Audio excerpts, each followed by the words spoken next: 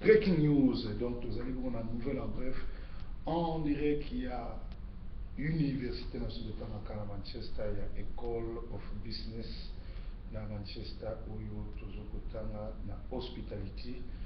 Donc, awa vous allez en direct, toujours dans émission avec beaucoup d'émotions. Tout bandina na Kinshasa, RDC, Kimbuta, azokunda ba indigent. La pression, il y a mboka surtout pour les Congolais, mais tandis que les refoulés à Brazzaville, abandonnés d'eux-mêmes, bazawana, bazo souffrir, bazo lela, baza sous les intempéries, pour éviter nani aloka ba Congolais. Des bataillons de l'armée rwandaise ont traversé la frontière depuis le 19 avril. La société civile de Nyiragongo au Nord Kivu nous livre l'information, plaide pour une intervention urgente de FARDC. C'est après le départ des éléments des soldats congolais à Kibumba, frontière avec le Rwanda, que le bataillon rwandais ont intégré ou ont récupéré leur position. Et pourquoi Kabila a-t-il donné l'ordre aux soldats congolais de quitter cette position qui est à la frontière entre Kinshasa, entre Rwanda et le Congo. Alors, Tozali Naba obsèque qui a grand prêtre, grand historien Philemon Ndombele Oyo à Salakima Komamine Namboka Oyo bimisi déjà programme ya Rokundaye. Alors nazozwa na duplex awa nazozwa ekanga comme ça après ça ce programme peut tout continuer la breaking news naso tozozwa ekanga en direct à Londres après ça ce programme il y a funérailles il y a ndeko na biso Philemon Ndombele. Donc voilà tozozwa ekanga duplex tozozwa ekanga parce que après ça ce information. Ouais Eugène, bonjour. Bonjour Proverbe. Ouais, on a en direct na breaking news. En tout cas, tous en apos satoye ba obsèque ya ndeko na biso les grands historiens Philemon Ndombele et ça ndenge ni yom tous à Londres.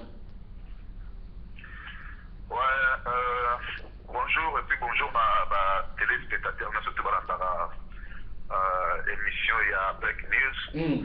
Pour ya monde ils ont facilité ce montage ya kozwa ba information telle que les alliés.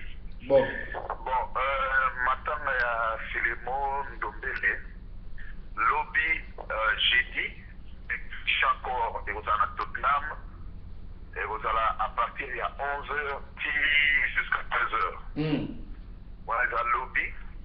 Et puis, enterrement, et vous allez samedi, donc il y a l'église, na High Road, na Tottenham, et vous allez de 10h d'abord. Parce qu'il faut que l'on voit surtout si c'est dans l'église, parce que si c'est cérémonie, surtout dans l'église, nous avons dans Mano Park. Donc Mano Park est dans Istam, parce que il y a London City, c'est Metro. Donc il y a à London City, dans Mano Park. Voilà le programme de Zanamo. Et après, on a maintenant surtout pour que des missions surtout dans Sainte-Anne. Ezali bato bayebi Sainte-Anne ezali hôpital ya bato oyo bato mutu ya liboma. Ndето bana tina CMPP bien en Sainte-Anne. Donc bato so bakenda Sainte-Anne pour salle oyo bazwi ya munene eza kote kuna. Bato bato na référence ya Sainte-Anne était ezali pembeni mingi bayebi place to enterraki tozolaki na mesi ya Papa Jacques. Les grands combattants batika biso. Donc, on a fait aux gauche tout droit et on me monte dans Sainte-Anne. Parce que je suis dit à monter place au King 2000 dans ma shop à Souka. Pour la seule place à monnaie, on a Sainte-Anne est juste à côté. On a deux place pour mater. Voilà le programme faisant un mot pour le moment pour la discussion. Bon, Eugène, tu as profité de la dans la ligne. La Londres, kuna moi nous ebimi, batumusu bazumbo ya cotisation maniko ya kotikate. Bamsuba yibi mon cotisation. Est-ce que vous avez une nouvelle wana et puis bah subsidier ni? La cotisation, la cotisation, ça les vraiment en question de monter parce que dans une matin dans mes théories comme à bout de la uni, dans une matin dans monter. Mais est-il que les biso 8000. Donc wana ezali dernier bilan apesa biso tozwaki information. Mais na été soki eza plus ou moins, en tout cas wana nde nayebi mpenza na te. Ok. À part wana basango nini mosusu toza nango oyo bakongole bakoki koyeba to bakombatant bakoki koyeba? Bon, basango toza nango eza kaka ke pour le moment ndenge bandeko mosusu ya bakombatant bazosala bandeko mosusu bakombatant oyo bazopedisa valeur ya matanga wana depuis matanga ebandaki c'est-à-dire bayebi eloko nde baosala te na vi na bango bazokende kuna mpona kosala barèglement de compte alors na matanga basala na barèglement de compte te voilà ouais toza na besoin bacombatant genre wana te toza na besoin bacombatant oyo baza na motu mayele eza na bango tout combatant oyo aza na bozoba na ye et puis bacombatant mosusu bazali akoya aza normal mais soki ameli masamba abandi kozoba nde yango nde eloko ma tokoyi mpena makasi et puis tokolobelamo pesemo mingi je crois que tosisi makambo nyonso tona te bango. Ah ok. Ebongo basango ndenge ba armée rwandaise akoti susu na Congo ozwi yango tozwi te? Bon voilà peut-être tam sur les canaux mais yo mtoza na breaking news tam susu na malamu mpona kopesa bango ba breaking news comme ça dit que tokolgato puis compte tenu mpe basene naza nango ebele naza mo moke mo déconnecté mpona kofiltre information. Ok. Nayebi te mo ya kokabwana? Merci beaucoup na service ezosala parce que eza service moko eza lobi nasololaki na Gabi Itonga asololaki nanga mpo esanga likambo ya maître Baina mpo kozwa bino mibale mwa cessez-le-feu mais epa na ye ndenge asololaki na Gabi alobaki na Gabi ke ye abandaki makambo te eza yo moto abandaki makambo maintenant na confirma nyoka efa maître Gabi nga na yo tozalaki ba innocent ye mo Baina moto alokaki problème alors soki asengi cessez-le-feu ekozala malamu mingi malamu mingi ndenge areconnaître yango asengi cessez-le-feu eza bien likambo te nazozela ye Gabi Tonga atia biso en contact ensemble mpo tosololaki na ye soki tosololi Baina reconnaître ke ye moto abandaki na kokitisa minduki mpe tokozonga nde toalaki mpe babiloko abongo esala masu te mais merci na soutien na mpe na vérité ndenge tokotravaille nzambe vraiment abatela na libota vraiment oza sincère nzambe abatela. Merci beaucoup. Ok, journée madame. Ok, ciao. Ciao. Wana ezalaki le grand journaliste Eugène Ekanga binomo boyoki ndeko Baina akitaki komona ndeko Gabi Tonga pona cesser les faits nga nazaka na problème na mutu te nazaka pe rancunier te Baina on a passé de bons moments mais to kamwa ke ye mokaki na télévision abandi kofinga nga asali ba déclaration asalaki alors nga nazaka na système otumbolinga en tout cas soko otumbolinga naza na raison na komema likambo ngo ntina suka mpona alakisa bato ke nanga na raison alors lokola asengi cesser les faits nga na problème te donc maître Itonga bale eza na kana yo ndenge obandaki nde tokosukisa problème ya te Baina aza mwana ya Londres aza mwana ya poto nga mpe na mwana poto donc soki toyokani solo je crois respect kokota mpe mbala nsima akolinga su te atumbola bapire ye po toyaki bapire tokamwe bapesi mwana mai mbongo akomi koloba oyo azali koloba wana yango omonaki nga nayaki korectifier mpe kokorrige. Alors tozongeli na breaking news na biso tolobi Kinshasa bazo osala diversion 188 cadavres inhumés dans une fosse commune à Maluku pendant que l'enquête sur 449 cadavres enterrés dans une fosse commune au cimetière Fula Fula de la même commune est toujours en cours. Le gouverneur de l'occupation, Lediamber Kimbuta, a supervisé lui-même lundi le 20 avril l'inhumation de 188 dépouilles. Nous ne savons pas de quoi ces gens-là sont morts, mais nous sommes très inquiétés parce que Kimbuta qui s'occupe des morts, mais ne s'occupe pas des gens qui sont refoulés, qui ont besoin de son assistance et qui sont logés devant les maisons de zone de Kinshasa et ils vivent sous les intempéries, les enfants, les femmes abandonnées à elles-mêmes. Nous ne savons pas quel genre de gouvernement ou quel genre de gouvernorat qui se passe à Kinshasa. Des observateurs interprètent cette action comme une opération de diversion pour distraire la population. Le pouvoir kabiliste tente de détourner et montrer par l'absurde les caractères routiniers de ce genre d'enterrement. En réalité, Kabila est un génocidaire, un massacreur, un tueur à gages qui doit être arrêté. Et nous félicitons l'opération qui va se dérouler le vendredi 24 avril. Kabila nous tue, nous sommes des indigents et nous voulons chasser Kabila et tout son système. Merci à ceux qui sont à Kinshasa. Nous leur souhaitons beaucoup du courage et que le Dieu de nos ancêtres les assiste et qu'il leur donne la victoire. Et persiste dans la violation de la loi. Kabila persiste dans la violation de la loi, il sera arrêté. Nous avons un message de notre sœur Divine Congo sur Facebook. Thailand customer says 4,000 million of every in a shipment of dry beans, the big out of kind of Thai history. Donc, awazo sabiso ki Thaïlande et kangi Thaïlande douane a kangi 4 tonnes ya ivoire oyo mino ya nzoko na valeur ya 4 millions de pounds oyo gouvernement Kinshasa atiaki na basaki ya nini ya madesu bakangi yango babeza première fois na histoire ya Thaïlande bakanga bampembe ya nzoko ya valeur ya ndenge wana oyo ba congolais bazo exporter na kobomaka o ba rwandais bazo exporter na Congo kobomaka ba éléphant na biso au saccager tout et tout oyo Kabila na bande kone bazo sala.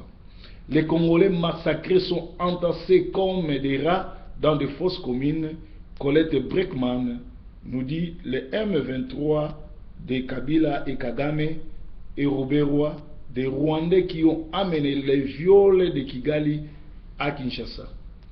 Je suis indigent, Kabila nous tue, jugement et Nkolo Yesu et Bandi na Congo contre ba occupants, ba traître na ba collabo et Kubanda na diaspora pour Nangonga oyo tozo informé bino de que Kanyama azali hospitalisé na Inde batela ki poison pe likambo kamwa Kanyama alekaki na Londres akutanaki meme na batu na bango awa ba Jean na ye awa impudique pasteur impudique na Jean René bakutanaki na Kanyama awa na Londres avant son avion akene na Inde ko se faire soigner kolongola poison au batie na ndoto donc jugement et bandit déjà na ba traître bozo mona déjà malumalu pe azana tumeur ya cerveau azana hôpital na Afrique du Sud très grave pe moto ya nzambe oyo ale moloto le grand prophète alobaki et bandit déjà kokita na ba opposant oyo ya lokuta pe ba collabo oyo ya lokuta kolanda bango tina diaspora. Société civile Massesile très en colère contre Jean René azwa mbongo basanganaka na église ya impudique. Jean René ayebisaka muyombe gauche batinda mbongo wana na kine epa mutu moko akoyede batu tangu basengi Jean René kombo ya mutu ako recevoir mbongo na Kinshasa mutu wana nzoka ezaki papa Jean René mutu ape perdre azali député ya ape perdre. Alors maman Cécile mukonzi ba mama asiliki mabe bakabwani po mbongo wana tisiko ekoma na Kinshasa te eza na maboko ya muyombe gauche bande ko bana na Londres botala likambo oyo pe bopekisa Jean René na kosalaka ba escroquerie pe na kosalaka komelaka drogue pe komelaka diamba pour na souci ya mwasi. Soki proverbe alobi o proverbe alobaka alukaka ba problème. Ok proverbe azwa kopesa ba solution pour bozoba esila na communauté. Lelo le 23 avril Vie Thomas azotia Choko abimi face ya mwana prima ngondo boulot o ya salaka tango azaka na sefa na Braza na Martane Bianco. Alors etikali 7 jours pour na kofuta nyonga 120 000. Alors nazotuna Vie Thomas, est-ce que kokisi déjà mbongo? Vie Thomas, est-ce que kokisi mbongo ya kofuta nyongo ya TV? Merci Vie Thomas. Alors église Jimmy Chouagar fête ses 80 ans, mais azotika esprit ya business té azana TV aboyi kolakisa événement fête na TV, mais azo obligé bandimi na ye ba somba ba DVD wana tala tata o Jimmy Chouagar aza moko ya ba grand sataniste pe ba franc-maçon azana ba élève na ye awa na Angleterre un peu partout pe azali mutu oyo azomema bato belé na kati ya kindoki. Alors bato belé batuninga idolâtrie ezali nini? Ce qui toque na Genèse 20, Exode 20, bandana 1 na 7, okomona bazo pesa ba loi. Moko ya ba loi ezali, tu ne te prosterneras pas devant les images taillées par les hommes. Alors, Moutounio surtout, azo se prosterner devant les images taillées par les hommes, azo ça la idolâtrie. Alors, idolâtrie wana lelo, eza sous forme na l'église nyonso, okomona pasteur ou alati soutane, ou azana ba médaille, azana ba chaînette, ou azana bi continuer ya ba pape, ou azu photo na ye ya munono ya munene ou ba bengi poster atie liboso église.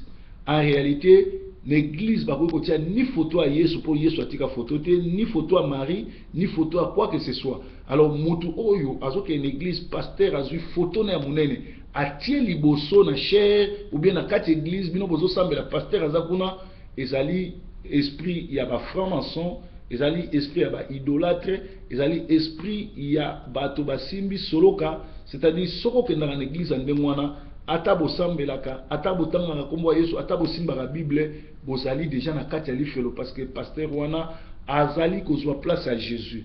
Alors soki totangi na 2 Corinthiens 11, 13 à 14, balobi, ces gens-là sont de faux apôtres, ce ne sont pas des ministres de Christ, ce n'est pas étonnant parce que diable lui-même, Satan, se déguise en ange de lumière, ce n'est pas étonnant que ses acolytes le suivent. Donc, lelo oyo, ba bimi na église lokola ba pasteur, ba bimi na église lokola ba prophète, ba bimi na église lokola ba tunanzambe, mais bazali ba ange de lumière, oyo Satan a se transformé en ange de lumière, ba copier musali na bango Satan, yamona bazoya. Alors, yo soko kei na l'église andengwana, eza maming. Soko mo une église na mino bazo inviter Jimmy Chouaga, bazo inviter Benny In, bazo inviter bato nyonso basali la franc-maçon, et c'est na mino boye ba ke bato wana bazali bato ya misala mabe. Awa boyebi bango sina tanga bakomba ba pasteur wana yango na lobaki ndengo wana. Tala preuve, Placide Eska carrière na ya koyemba esila ye likolo ya misala mabe. Asali ba dégâts ebele ko nyokola mwasi na ye. Na kobimaka na basi nyonso oyo akokuta na bango na nzela, soit po bakota studio na ye, soit po baleka émission na ye, soit po ayemba na bango, soit po lancer bango, nzoka azokabela bango milimo mabe. Parce que lelo ba sataniste bato bazana ba milimo mabe, bazo kabolaka milimo mabe na ba relation sexuelle. Donc 1 plus 1 égale 1. Donc na mathématique totanga que 1 plus 1 égale 2, na monzambe n'esprit 1 plus 1 égale 1. Ce que ça couple na mutazana ba démon bo kabola ba démon ne katikati. Alors yango mona ka ba sataniste bazo sala nini eloko liboso bazo coucher na basi mingi l'église po ba kabola milimo mabe. Alors tango yo ozo sa couple na mutazana milimo mabe bo kaboli yango katikati, donc soka za na 100% milimo mabe le bo sa couple atikelo 50 yo potika na 50 bo mona bino moko bishop Ntumba David aza ko sala mon église na yepe akobengisa ka jamais mwasi na ye pour azana kati ya misala mabe akima délivrance pas maman olangi pe akota na kati ya misala mabe na ko kabolaka misala mabe na kubimaka na bafi oyo akotikala jamais ko bala bango yango moni aboya mwasi na ya po aza susu na tina mwasi te bana église ba comment sala intérim. Alors ndeko lokola Placide pe azo sala biloko ndengo wana. Pourquoi Placide azo sala biloko ndengo wana? Milimo ya mabe azwaki na l'église pa ba pasteur impudique ya Londres et kotaye. Alors ekomisa ye ndengo wana lelo oyo basambelaka me tiela bango ba caméra caché okokamu. Batu mingi bakendaka na l'église, batu mingi basambela to zali batu bakenda na Zion ba sous la malédiction. Ndenge mona batu bakendaka na Ers sous la malédiction. Siko zwa siko batu chaque mondimi ya l'église wana même pas Job. Tiela bango caméra caché boko mona makamba sala. Donc ce mona ki batu baza déjà na lifelo. Alors eloko okokamu na Manchester Job oyo ya église de mission aza dernier tintin et puis à kola vumate. Alors moi si naza na déplacement soki na France yo wapi ye tata munene neti wana azokomaka bomoni ba hypocrite, il se comporte comme ba hypocrite bazaka azokomaka na Facebook pour na olakisa bolingo, chérie tu me manques, chérie je t'aime, na age tata ndengwana abandaka bolingo bo mwana ndengwana. Or botu na mwasi wana oyo Job azokomaka na Facebook, chérie tu me manques, chérie tu m'aimes, na église to na ndako mwasi wana ayebi ko gérer ndako te. Ndako oyo aye même bilamba ya mobile na ye ba sous-vêtement ya mobile na ye ba mama église bato basombaka mama moko aza kuna mokambi ya ba mama mutu asombaka mpe aza mwasi batalibala mwasi batalibala asombelaka pasteur ba sous-vêtement ba singlet ba sapatu tout et tout mais mwasi oyo ye azokomaka na Facebook je t'aime beaucoup amaîtrisaka te ata savon na ya ndako asombaka te tala hypocrisie tala ndenge ba soi-disant ba pasteur alokuta nde bazo se comporter yo komona na Facebook as exemplaire alinga mwasi na yeme mwasi wana na ndako azo vivre enfer comment yo za mwasi mama ya ndako na yo bilamba na yo moko bambandano bato basombaka biloko no kolia bambanda bato basombaka bilamba ya mobali na yo bambata basombaka même na bureau na ye église atia douche do douche wana eza poso ba mama bakoti kuna aboma évidence boza mikolo bozo comprendre Job il faut yambula parce que biloko yo zo travailler nango eza biloko wale sa mutapesa yo ozalaka awa tutika komona place obondela pona mutu te bando ute pa ya walesa okoma kosala bakebo bato bazokwea mate ya malunga ezate donc toi tu dois te repentir payer bango ngana kokoma gouverneur à ville à Kinshasa na okanga yo parce que oza ami ya Kamere ozo tindela ka biloko pe ozo travailler na gouvernement en place pe ozelaka Kanambe ou bien Kamere achayo chef ya maison civile soki moko na bango akomi président kosombela ba koko baloba basombaka libok basombelaka liboke ya moninga kwanga te na kosekisa bino parce que chaque fois aussi ça breaking news ezalaka bongo na lisolo ya koseka basombelaka moninga liboke ya moninga kwanga te. Alors qu'est-ce qui s'est passé? Jean René a sombeli liboke ya ba combattant kwanga. Donc Jean René abengaki père na bango basalele annexe na kati ya ndaku na kati ya lupango na bango mais mbongo oyo ya kotinda annexe batongela ye eza mbongo ya bakomba. Alors asalaki ba plan ya koorganiser kokutana na bempidik ba bengisa batu ba tia mbongo pona kosunga batu na Congo ye na boule na ye ala ye mbongo wana soka zwi yango ako dribbler batu nyonso tu atindeli père na bango po batongele annexe. Alors les rasali makambo nyonso tu basali rencontre bango bakenda kuna mbongo pe koti. Alors et comme sikoyo mbongo wana fo batinda na Kinshasa ayesi bango bino nazopesa bino kombo mutu totinda mbongo mutu wana nde awendokabola mbongo biloko na ba indigène na Kinshasa. Alors heureusement mama Cécile Atimba atala boy kombo ya mutu bazopesa eza kombo ya papa Jean René oyo azali mutu a PPRD aza député. Donc ya lingaki mbongo wana et comme pas père na bango po babanda kotongele annexe basombelaka liboke ya moninga kwanga te. Breaking news. Tous avons en direct, il y a Université de Manchester, une classe merci à la classe nationale, babimi banda pour bâtir la matin dans sala breaking news. Parce que la réalité est que on a commenté. Si